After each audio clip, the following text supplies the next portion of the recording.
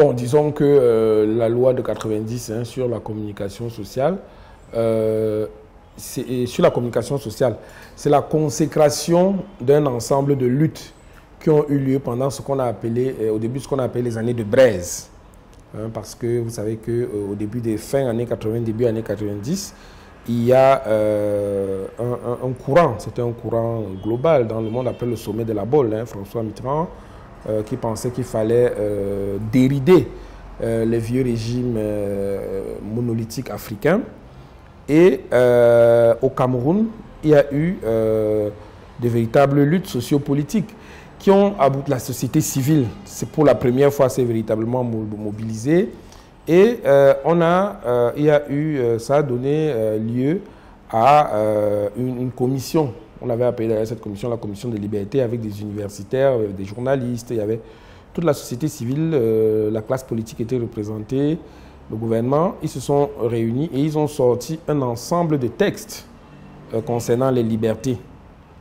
Les principaux, celui qu'on a rapidement en tête comme ça, c'est la loi de 90 sur la communication sociale, mais également la loi sur les associations. La loi sur les associations. Et à la loi sur... de toutes les façons, globalement, on est passé du régime de l'autorisation au régime de la déclaration. Les associations, les partis politiques, les journaux et tout le reste. Mais on remarque que depuis 90 et jusqu'à maintenant, finalement, ces lois qui ont été obtenues de haute lutte ont été transformées par la préfectorale en autorisation. Aujourd'hui, vous ne pouvez pas organiser une manifestation si vous n'avez pas un récépissé des déclarations du sous-préfet. Or, le sous-préfet refuse souvent les récépissés des déclarations, ou alors il ne les met même pas, tout simplement. Et vous êtes de fait dans l'illégalité.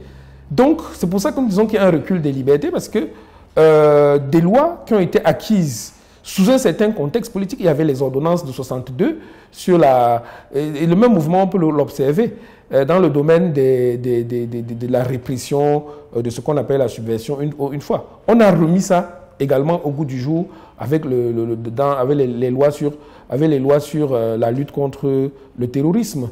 Donc on revient. Les lois de 62 sur la subversion sont à nouveau au goût du jour, puisque les Maurice Kamto sont en prison sur la base de hostilité contre la patrie et autres motifs absolument incroyables.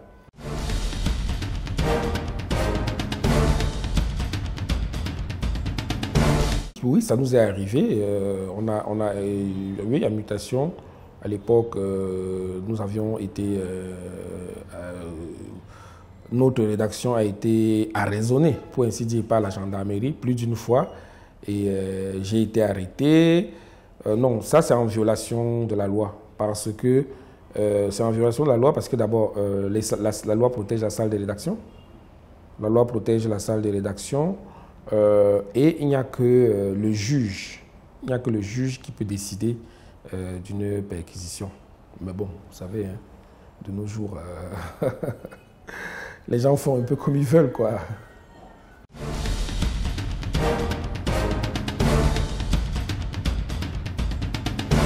Non, l'aide est dérisoire. L'aide n'est pas faite pour aider.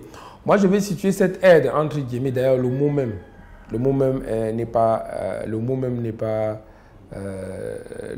est mal placé. Moi, je pense qu'il y a un esprit derrière tout ça.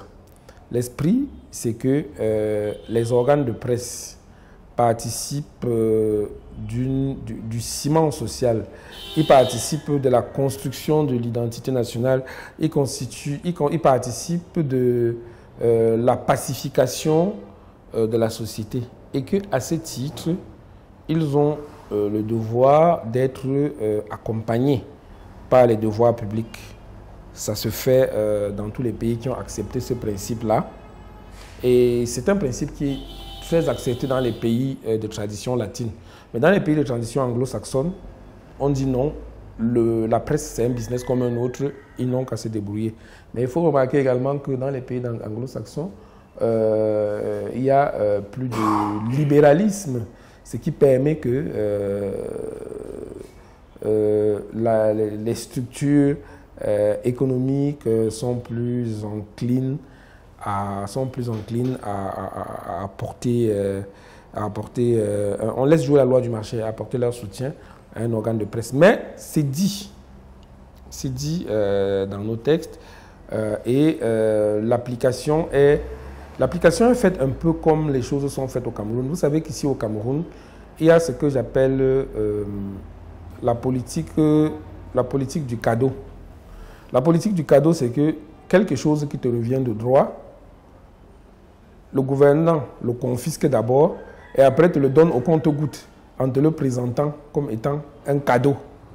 En réalité, c'est pour requérir ton allégeance, alors que ça te revient de droit. C'est aussi simple que cela, ça revient de droit.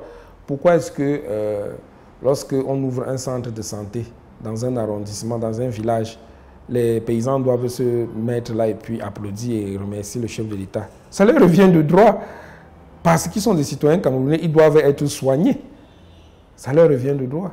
Hein? Donc, c'est un peu dans la politique, c'est un peu cette politique du cadeau, hein? L'État cadeau, le cadeau permanent là, et pour assujettir les gens, que l'aide à la presse également est distribuée. C'est pour ça d'ailleurs qu'un journal comme Le Jour ne participe pas, n'y va pas. Nous ne demandons pas cette aide-là. Ce n'est pas parce qu'on n'en avons pas besoin, mais c'est parce qu'elle est dérisoire, c'est qu'elle est délivrée dans un esprit qui ne correspond pas à ce que nous pensons.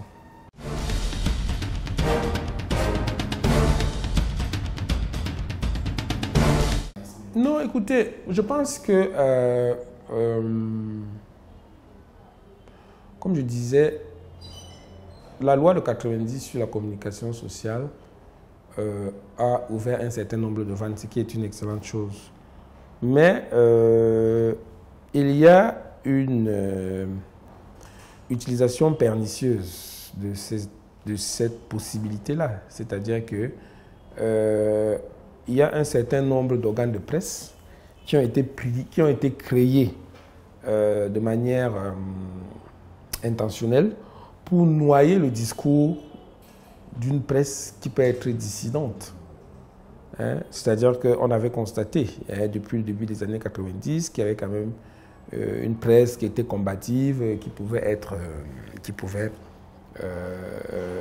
challenger, qui pouvait accompagner la société civile dans ses combats.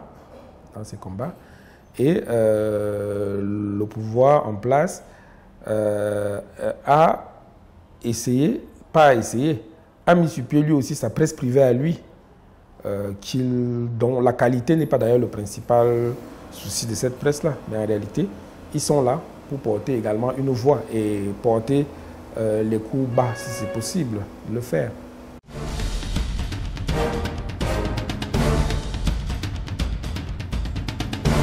Bien sûr. Ben parce que chacun regarde avec les yeux de son intelligence. Je ne veux pas faire un dessin ici, je ne vais pas citer des noms, tout le monde voit comment ça fonctionne.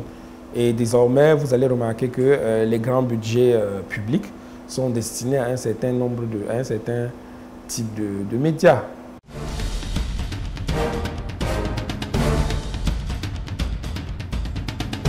Nous n'avons pas besoin. Il faut laisser le Cameroun être comme il est.